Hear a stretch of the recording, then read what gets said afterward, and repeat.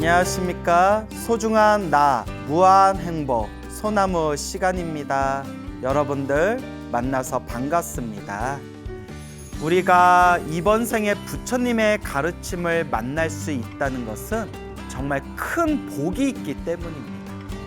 과거 전생에서부터 지었던 복과 선업과 공덕의 힘이 있기 때문에 우리가 이번 생에 사람으로 태어나 이와 같이 소중한 부처님의 가르침을 만났구나, 이것을 항상 마음에 되새겨야 됩니다. 우리 불교를 인연법이라고 부릅니다. 인연법. 우리 불교에서는 우리 앞에 펼쳐진 모든 존재와 모든 현상을 인연법이라고 부릅니다. 일어나고 사라지는 이 모든 것이 다 인연의 흐름입니다. 그 인연은 누가 지은 걸까요? 자기 자신이 지은 것, 내가 지은 인연법대로 살아가는 것, 이게 바로 불교의 세계관이 되겠습니다. 그래서 우리는 늘 항상 좋은 인연을 지을 수 있도록 노력하고 노력해야 됩니다. 살아가면서 힘들고 괴롭고 답답할 때마다 내가 나쁜 업을 많이 지었구나, 내가 좋지 못한 업의 인연을 많이 지었구나, 스스로를 반성해야 됩니다. 그리고 끊임없이 좋은 인연을 지을 수 있도록 복과 선업과 공덕을 닦을 수 있도록 노력하고 노력해야 됩니다. 이번 생에 사람으로 태어나 부처님의 법을 만난 것 자체가 과거 전생에서부터 지었던 복과 선업과 공덕이 있기 때문입니다. 이 소중한 인연을 우리가 마음에 늘 되새기고 되새기면서 항상 좋은 인연을 짓도록 노력하고 노력해야 됩니다. 그래서 우리 부처님 가르침에 보면 이와 같은 수많은 전생 이야기가 나옵니다. 부처님께서 경전에서 직접 설하신 수많은 과거 전생에서부터 이어진 그 전생의 흐름의 인연법의 이야기들이 지금까지 불교설화라는 이름으로 전해지고 있습니다. 옛날 옛적 석가모니 부처님이 계시던 때의 이야기입니다. 석가모니 부처님께서 계시던 때에 어느 큰 부자가 있었습니다. 이 부자는 장사를 하는 상인이었습니다. 그때 500명의 상인들과 함께 배를 타고 바다를 건너가지고 보물을 가져오기로 합니다. 그때 이제 결혼을 하고 얼마 되지 않은 부인을 데리고 500명의 상인들과 함께 이제 배를 타고 바다로 나아가게 됩니다. 그때 부인이 배에서 이제 아이를 낳게 됩니다. 바다에서 낳은 아이다라고 해서 이름을 해생이라고 아들의 이름을 짓습니다. 바다해, 날생, 그러니까 바다에서 탄생했다, 바다에서 태어났다 해가지고 해생이라고 부른 것 같습니다. 그렇게 이제 아들 해생을 낳고 나서 자꾸 좋은 일들이 생겼다고 합니다. 그렇게 좋은 일들이 생기고 그와 같이 바다에서 무사히 수많은 보물을 가지고 무사히 고향으로 돌아왔다고 합니다. 그래서 그때 바다에 함께 나갔던 사람들이 해생을 안은이라고 이름을 붙이게 됩니다. 안은해생. 안은이란 뜻은 편안하다, 평온하다라는 뜻이 담겨져 있습니다.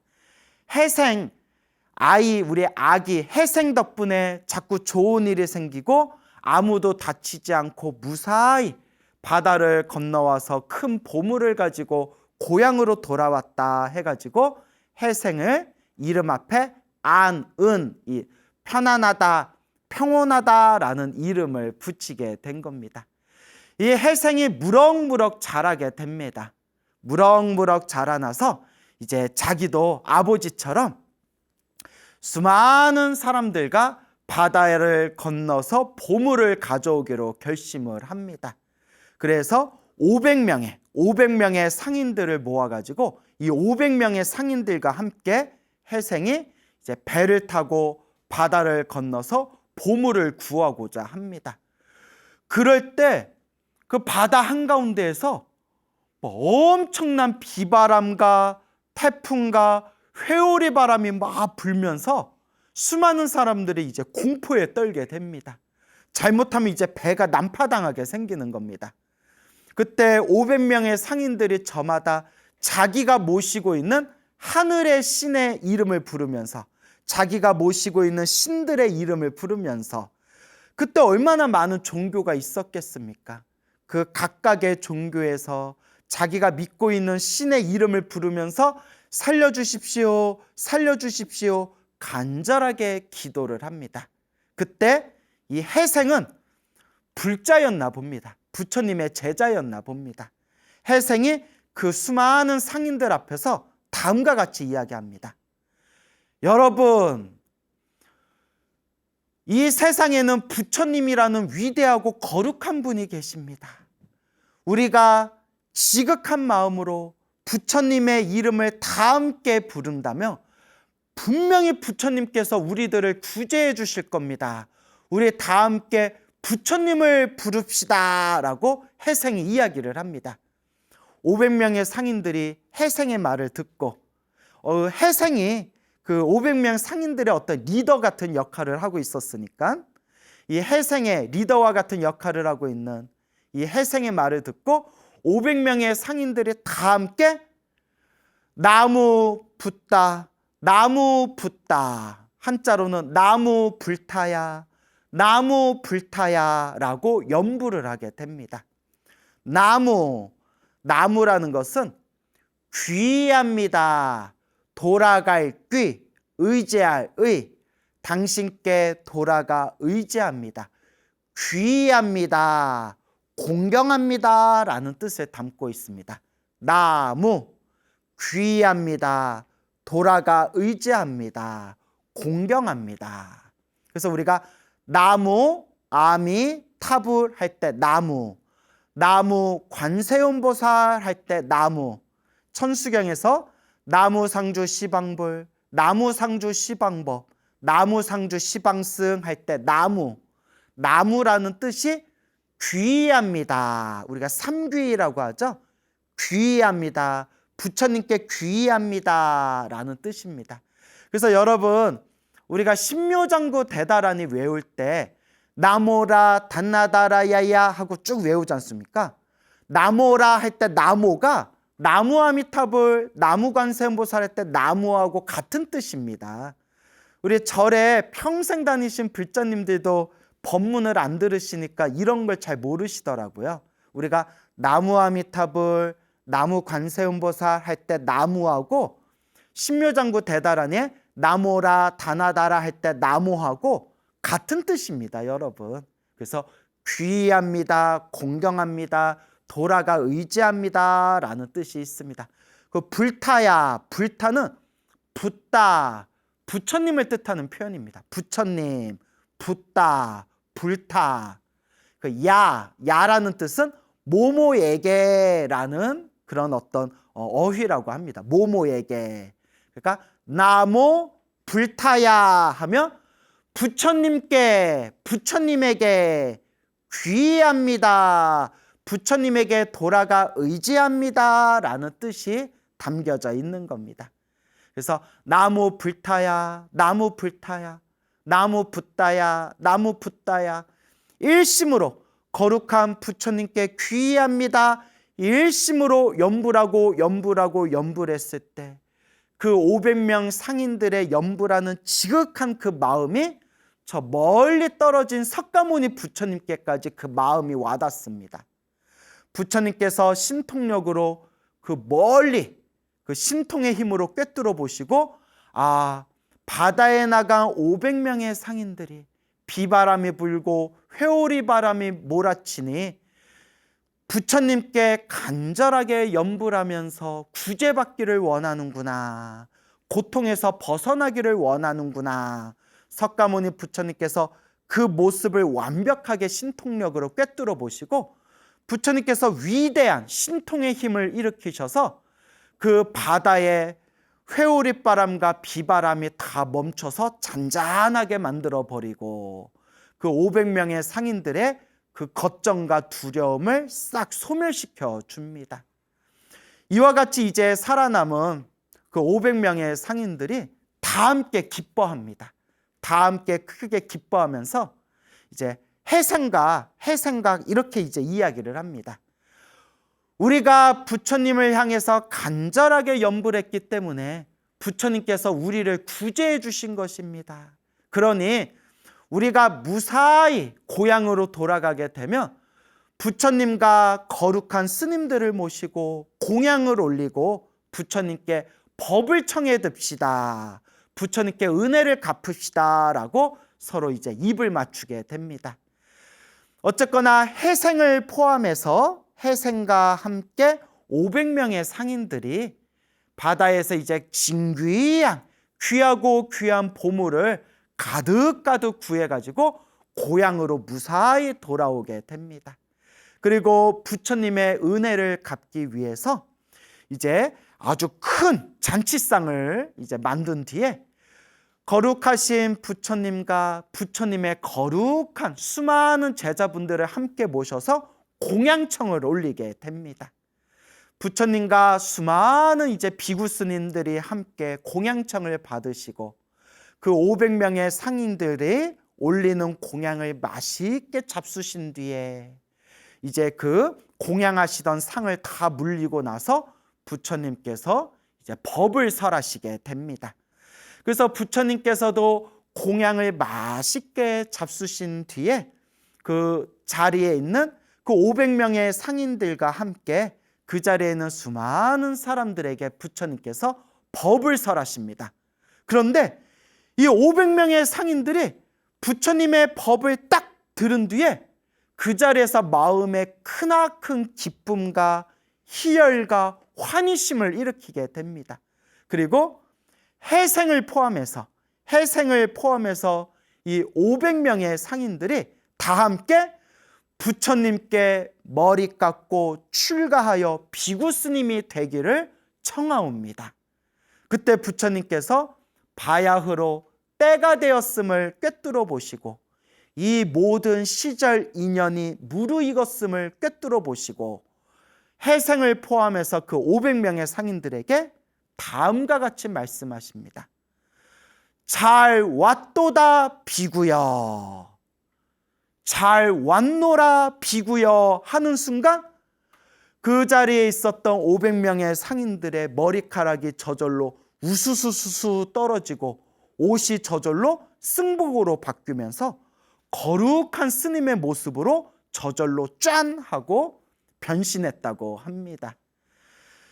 이와 같이 해생을 포함해서 500명의 이제 이 비구 스님들이 부처님 아래에서 열심히 수행을 해서 얼마 되지 않아 지혜와 신통을 갖춘 위대한 아라한이 됩니다.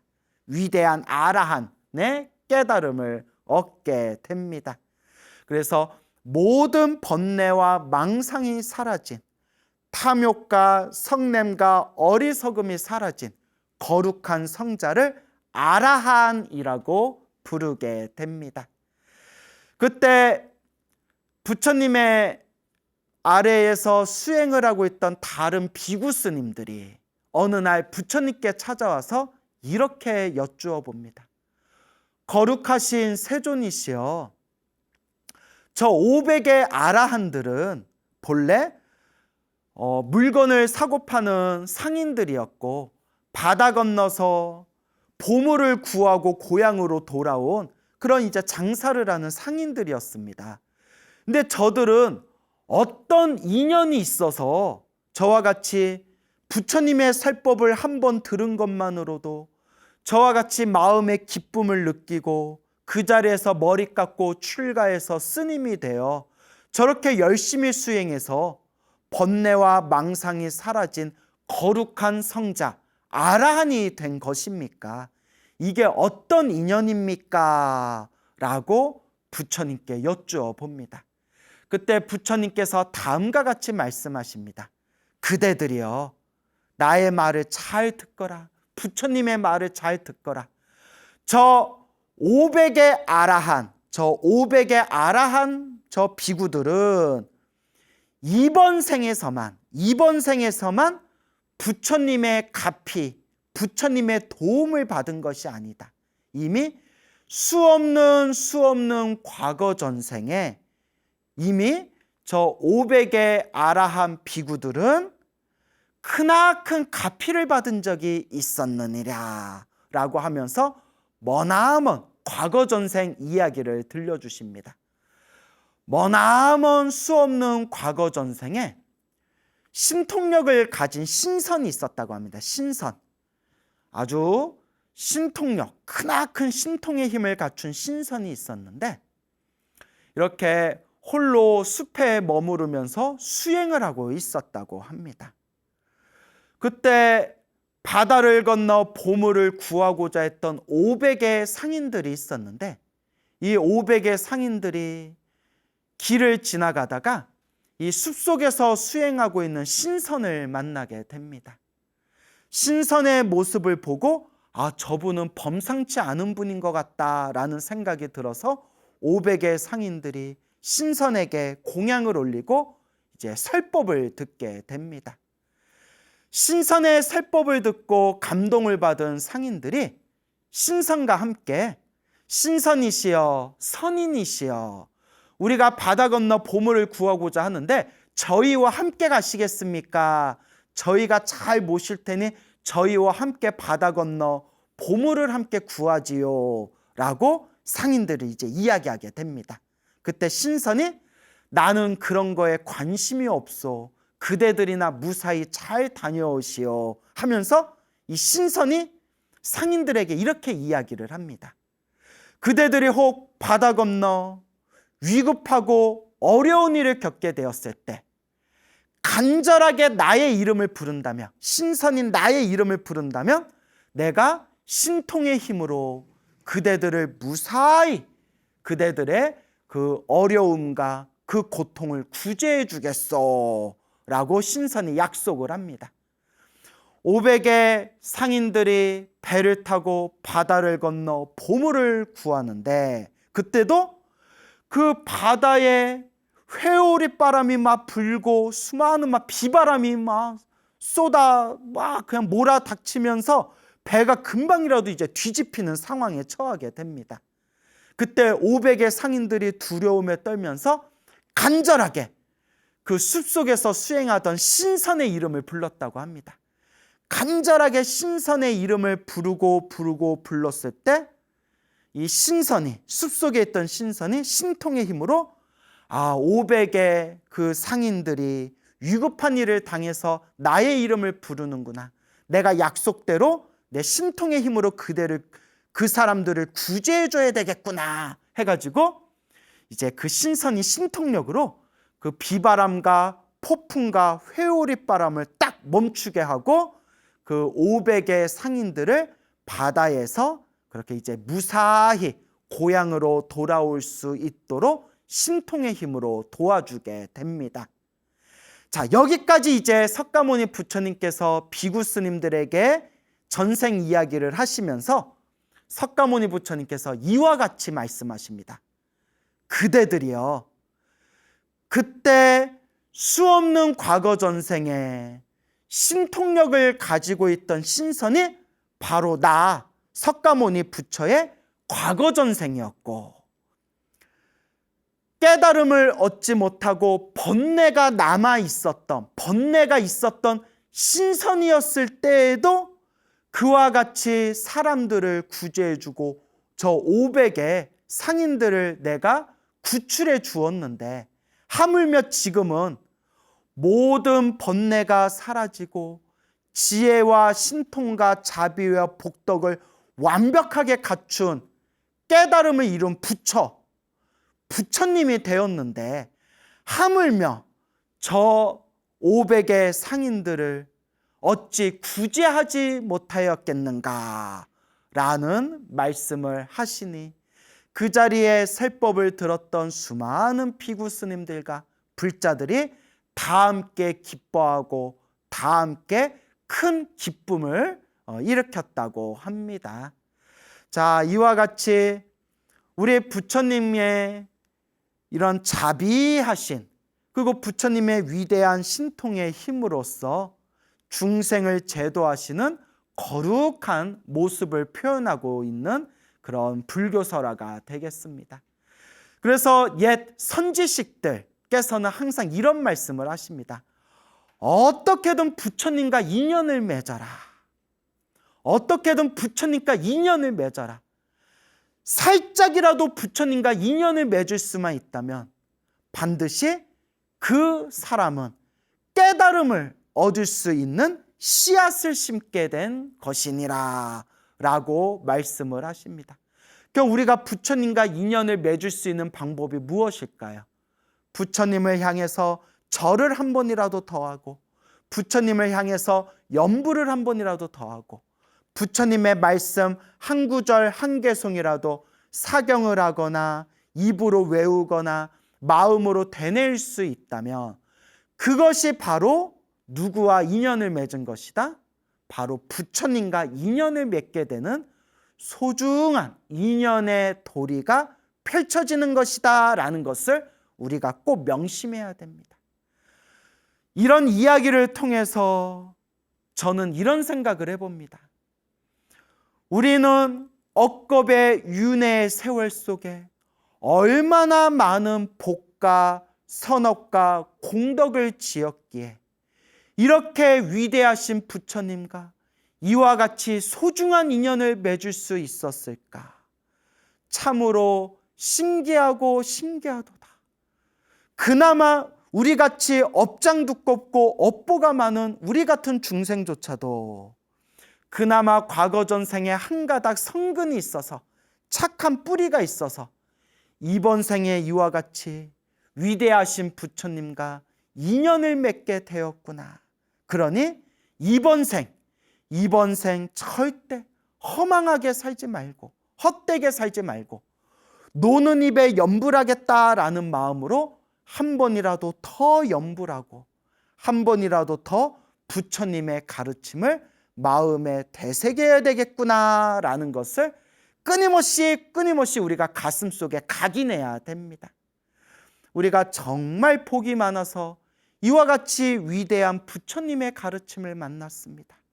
이번 생 절대 헛되게 보내지 말고 이 위대한 부처님의 가르침을, 우리가 이와 같이 위대한 부처님과 만난 인연을 소중하게 애틋하게 마음에 되새기면서 한 걸음 한 걸음 올바른 불자의 길을 걸을 수 있도록 최대한, 부족하지만 최대한 노력하도록 끊임없이 맹세해야 할 것입니다. 자, 두 번째 이야기를 들려드리겠습니다. 석가모니 부처님이 계시던 때의 이야기입니다. 석가모니 부처님이 계시던 때에 어느 큰 도시에 엄청나게 큰 부자가 있었다고 합니다. 이 부자가 이제 결혼을 해서 10달 후에 아이를 낳았는데, 이 아들을 낳게 되었는데, 이 아이가 태어났는데 이 아기의 몸이 꽃으로 뒤덮여서 꽃을 입은 채, 아주 아름다운 꽃을 입은 채 엄마 뱃속에서 쑥 태어났다고 합니다. 세상에 이게 불교설하니까 우리가 이런 일도 있나 보다라고 생각하지, 세상에 어떻게 아기가 엄마 뱃속에서 태어나면서 아름답고 향기로운 꽃으로 된 옷을 입고 엄마 자궁 속에서 태어날 수가 있겠습니까? 근데 저는 이걸 좀 다른 관점에서도 생각해 볼 수 있습니다. 정말 아기가 엄마 뱃속에서 꽃으로 된 옷을 입고, 아름다운 꽃 옷을 입고 엄마 뱃속에서 태어났다, 문자 그대로 해석할 수도 있고요, 조금 따지기 좋아하는 현대 사람들의 입장에서 재해석을 해보자면 꽃과 같이 아름답고 향기로운 복을 타고 태어났다. 그 꽃이라는 것은 은유적인 표현이고, 꽃으로 된 옷을 입고 아기가 태어났다라는 뜻이 바로 꽃과 같이 아름답고 향기로운 그런 큰 복을 가지고 태어났다라고 재해석을 해볼 수도 있습니다. 그래서 이 불교설화에서 그 아기가 수만이라는 꽃, 그래서 수만 꽃을 입고 태어났다고 합니다. 그래서 이 수만꽃, 수만화라고 해요. 한자로 수만화. 그래서 이게 이 수만화가 무슨 꽃인가라고 저도 인터넷으로 검색해 보니까 뭐 이제 여러 내용이 나오는데 아라비아 제스민. 그래서 자스민 꽃이 향이 굉장히 강하잖아요. 향기가 아주 좋은 자스민 계통의 꽃을 뜻한다라고 뭐 인터넷 검색해 보니까 나오더라고요. 하여튼 아주 향기롭고 예쁜 꽃 정도로 이해하시면 될 것 같아요. 그래서 수만 꽃을 입고 태어난 그 아기의 이름을 수만 꽃을 입고 수만 꽃을 입고 태어났다 해서 이름을 수만나라고 이름을 지어줬다고 합니다. 수만나라고 이름을 지어줬다고 합니다. 태어날 때마다 얼마나 복이 많았겠어요. 점점 자라나는데 그렇게 착하고 성격이 좋고 아주 인자한 성품을 가진 아주 복이 많은 아이였다고 합니다. 아이가 어느 정도 무럭무럭 자라나서 부모님이 독실한 불자였나 봐요. 독실한 불자였는데 이제 그 경전에서는 이렇게 나옵니다. 아이를 너무나 사랑하기 때문에 아이를 사랑하는 마음으로 이제 부처님께 머리 깎여 출가를 시켰다고 합니다. 그러니까 전생에서부터 부처님과 인연이 많은 아이인 거죠. 그래서 누구의 제자로 들어갔냐? 천안제일 아나율 스님의 제자로 들어가게 되었다고 합니다. 부처님의 10대 제자였던 천안제일 아나율 스님의 이제 제자가 되었는데, 아나율 스님 밑에서 이제 수행을 하고 스승이신 아나율 스님을 시봉하는 이제 삼위 스님이 됩니다. 수만나 삼위 스님이 되었는데, 머리 깎고 출가해서 거룩하신 위대한 수행자이신 천안제일 아나율 스님 밑에서 수행을 한 지 얼마 되지도 않았는데 모든 번뇌와 망상이 사라지고 아주 뛰어난 신통력을 가진 그런 위대한 아라한이 되었다고 합니다. 와, 미성년자인 삼위 스님이 출가한 지 얼마 안 돼서 순식간에 깨달음을 얻고 신통력을 얻은 아라한이 됩니다.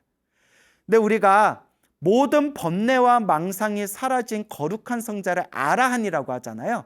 근데 경전에 보면 아라한들도 신통이 있는 아라한이 있고 신통이 없는 아라한도 있었대요. 왜 그러냐 하면 전생에서부터 지었던 공덕의 힘에 의해서 이번 생에 번뇌망상이 사라지고 태어나고 죽는 윤회의 세상에서 벗어난 거룩한 성자가 되었지만, 전생에서 지었던 공덕의 힘에 의해서 신통이 있는 아라한도 있고 신통이 없는 아라한도 있다, 뭐 등등의 내용들을 우리가 불교 공부를 하다 보면 나옵니다. 그런데 그 삼위 스님, 수만나 삼위 스님이 정말 전생에 복을 많이 지었나 봐요. 수행한 지 얼마 되지도 않았는데 번뇌가 완전히 사라지고 또한 위대한 신통을 갖춘 그런 거룩한 대아라한이 됩니다. 미성년자 삼위 스님이. 어느 날 아나율 스님이 너무나 목이 말라는 거예요. 그래서 삼위 스님, 제자인 수만나 삼위를 불러서 삼위여, 저 어디 강에 가서 거기서 시원한 물을 한 병 떠오거라 라고 합니다. 그 주변에 있는 사람들이 깜짝 놀라는 거예요. 아니, 아나율 스님, 그 강이 어마어마하게 먼 곳에 있는데 아니 이 삼위 스님한테 그 먼 곳까지 강에서 물을 떠오라고 하면 어떡합니까? 하는데 그 자리에서 수만나 삼위가 신통력으로 뿅 하고 신족통, 자유자재로 세상을 다닐 수 있는 신족통이라는 신통력으로 멀리 떨어진 강에 순식간에 건너가서 물을 떠가지고 신족통으로 순식간에 다시 멀리 떨어진 아나율 스님 스승 앞에 발 아래 뿅 하고 나타나서 스승인 아나율 스님께 이제 물을 공양 올립니다. 그 자리에 있는 수많은 비구 스님들이 깜짝 놀라면서 그때서야 비로소 저 나이 어린 수만나 사미가 이미 아라한의 깨달음을 얻었고 이미 저와 같이 큰 신통력을 갖추고 있었구나라는 것을 이제 눈치채게 됩니다. 그때 수많은 비구 스님들이 어느 날 석가모니 부처님께 찾아가서 이와 같이 여쭤봅니다. 거룩하신 세존이시여, 거룩하신 부처님이시여, 아나율 스님의 제자인 저 수만나 사미는 전생에 어떤 공덕 인연이 있었기에 저와 같이 크나큰 복을 갖추고 있고 저와 같이 빨리 출가해서 위대한 아라한의 깨달음을 얻었고 어떻게 저렇게 큰 신통의 힘을 갖춘 것입니까? 이게 도대체 어떤 전생의 인연 공덕이 있는 것입니까? 라고 부처님께서 이제 부처님께 간곡하게 여쭈어 봅니다. 부처님께서 그 자리에 있는 수많은 제자분들에게 이와 같이 말씀하십니다. 그대들이여 자세히 듣거라. 그대들을 위해서 자세히 분별해 해설해 주겠노라. 머나먼 과거 전생, 헤아릴 수 없는 수많은 과거 전생에 과거의 부처님 중에 비바시라는 부처님이 계셨는데 이 비바시라는 부처님께서 널리 중생들을 제도하고 법을 설하신 뒤에 세상을 떠나셨다. 세상을 떠나시고 비바시 부처님의 몸을 정성껏 화장을 올리고 다비식을 올린 뒤에 비바시 부처님의 사리를 정성껏 모아서 보배탑을 세웠다. 보배로 된 사리탑을 세우게 되었다. 수많은 사람들이 비바시 부처님 사리탑에 모여서 그 사리탑에 예배하고 공양하고 공경을 올렸는데 그때 나이 어린 어떤 동자승이 있었다. 이 나이가 어린 동자승이 있었는데 이 나이 어린 동자가 어느 날 그 사리탑을 보고 마음에 크나큰 감동과 불심을 느끼면서 머리를 깎고 출가해서 어린 나이에 동자승이 된 것이다. 이와 같이 석가모니 부처님께서 설명을 해주시는 겁니다. 어린 동자가 비바시 부처님 사리탑에서 크나큰 믿음을 일으키고 기쁜 마음으로 머리 깎아 출가해서 동자승이 되었는데 수십 년 동안 수행을 해서 노스님이 되었다. 나이 많은 노스님이 되었지만 나이가 많아졌음에도 불구하고 끝내 깨달음을 얻을 수가 없었다. 깨달음을 얻지 못한 그 노스님은 마음에 크나큰 부끄러움을 느끼면서 내가 지금까지 뭐하고 살았나? 내가 지금까지 깨달음도 얻지 못하고 뭐하고 살았나? 라는 부끄러움을 느끼며 당신이 가지고 있는 모든 그런 이제 재산을 처분해서 아주 아름답고 향기로운 수만꽃, 수만꽃을 구해서 그 비바시 부처님 사리탑에 아름답게 꽃들로 장엄을 하고 아름답게 수만꽃으로 장엄을 한 그 비바시 부처님 사리탑 앞에서 간절하게 부처님께 발언을 올렸다. 그 노스님은 목숨이 다한 뒤에 수많은 윤회의 세상 속에서 항상 하늘 세계에 태어나거나 인간으로 태어날 때마다 저와 같이 아름답고 향기로운 수만꽃을 항상 꽃으로 된 옷을 입고 세상에 태어나 온갖 복을 누렸고, 이번 생, 석가모니 부처님이 출연한 이번 생에는 결국 머리 깎고 출가해서 저렇게 어린 나이에 완전한 모든 번뇌가 사라진 거룩한 성자, 완전한 성자, 아라한이 되게 된 것이다. 이것도 수만나 사미가 과거 전생에 지었던 자기 복을 자기가 받은 것이다 라고 석가모니 부처님께서 말씀하시자 그 자리에 있던 수많은 제자분들이 다 함께 기뻐하고 다 함께 크나큰 환희심을 일으켰다고 합니다. 이와 같이 태어날 때부터 아름답고 향기로운 수만 꽃을 입고 태어나서 어린 나이에 머리 깎고 출가해서 그 어린 나이에 아라한의 깨달음을 얻고 신통력을 얻은 그런 수만나 사미의 이야기가 부처님의 그런 불교 경전에 지금까지 이 아름다운 이야기가 전해지고 있는 것입니다. 결국 우리들이 이 이야기를 통해서 얻을 수 있는 게 자기 복은 자기가 닦아라입니다. 내 복은 내가 닦아라. 좋은 인연도 나쁜 인연도 내가 지은 업의 인연이구나. 내 복은 내가 닦아야 된다. 근데 제가 이 수만나 사미의 이야기를 통해서 제가 한 가지 꼭 짚어드리고 싶은 부분이 있습니다. 우리가 흔히 부처님의 가르침을 공부하고 특히 우리 한국 불교 같은 경우에는 어떻게든 이번 생에 깨달아야 된다. 어떻게든 이번 생에 마음을 깨쳐야 된다. 좀 이런 어떤 깨달음 지상주의가 있었거든요.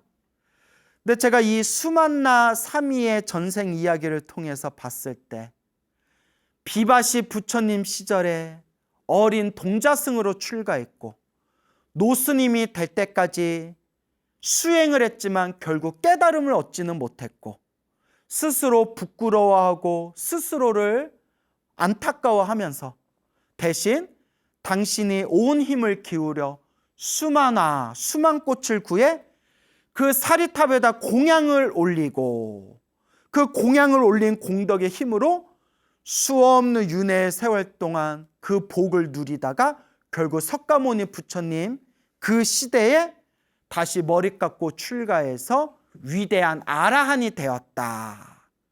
제가 이 내용을 딱 보는 순간 큰 스님들이 하신 말씀이 딱 떠오르더라고요. 뭐라고 말씀하시느냐. 지혜가 없으면 복이라도 닦아라. 그 얘기가 가슴을 딱 치더라고요. 지혜가 없으면, 불교의 핵심은 지혜입니다, 여러분. 불교의 핵심은 깨달음이고 지혜지만 지혜가 없으면 복이라도 닦아라. 그 복의 힘으로 결국은 깨달음의 길로 들어가게 될 것이다. 제가 처음 출가할 때는 복지으라라는 말을 많이 못 들었어요. 그러니까 무조건 깨쳐라, 마음을 깨쳐라, 화두를 깨쳐라, 마음을 깨쳐라. 깨달음 지상주의였거든요. 그것도 중요하죠. 불교의 목표는 깨달음 아닙니까? 하지만 부처님 경전을 보고 수많은 큰 스님들의 법문을 들으면서 복이 중요한 거구나. 복이 있어야 지혜도 닦을 수 있는 것이구나 라는 것을 마음에 되새기게 되었습니다. 여러분, 바깥 세상에서 잘 먹고 잘 사는 것도 복이 있어야 되고 머리 깎고 수행자가 돼서 지혜를 닦는 것도 밑바탕에 복이 있어야 된다고 합니다. 그러니 여러분, 복을 많이 지으시기 바랍니다. 복과 지혜를 함께 닦으시기 바랍니다. 여러분, 행복해지고 싶습니까? 행복한 삶을 창조하고 싶습니까? 복을 지으십시오. 선업을 지으십시오. 공덕을 쌓으십시오. 복과 선업과 공덕의 힘이 여러분들을 진정한 행복의 길로 이끌어 줄 것입니다. 여러분, 성불하십시오.